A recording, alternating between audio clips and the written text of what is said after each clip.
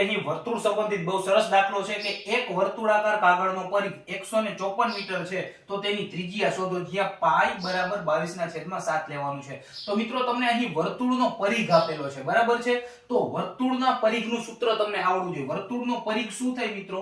તો કે વર્તુળનો પરિઘ થાય 2 * પાઈ * r, બરાબર છે. ટૂંકમાં 2 પાઈ r છે એ વર્તુળનો પરિઘ થાય, બરાબર. તમારે ગોતવાનું શું છે મિત્રો? તો કે ત્રિજ્યા એટલે કે r આપણે ગોતવાની છે. તો વર્તુળનો પરિઘ તો તમને આપેલો છે, કેટલો આપેલો છે? તો કે 154, બરાબર છે. 2 * પાઈ તમને આપેલું છે કેટલું? 22/7, બરાબર છે. અને r તમારે ગોતવાનું છે. રેડી મિત્રો? તો જોવો જોઈએ, આ જે આપણે 2 છે અને અહીંયા લઈ લઈએ તો શું થાય? 154/2, બરાબર છે. આ 22/7 આ બાજુ લઈ લઈ તો 7 છે એ ઉપર વયા જાય અને 22 છે એ નીચે આવી જાય, બરાબર છે મિત્રો. તો હવે જોવો જોઈએ, આ 22 છે, બરાબર, એનો પાડો તમને આવડતો હોય, બરાબર, તો તમે આસાનીથી આ છેદ ઉડાડી શકો છો. મિત્રો એક વસ્તુ યાદ રાખજો કે 21 નો પાડો અને 22 નો પાડો તમને મોઢે હોવો જોઈએ, બરાબર છે. તો 22 + 154 થાય. કેટલા? 22 + 154 થાય. તો સત્યો 49/2, 49/2, બરાબર છે મિત્રો.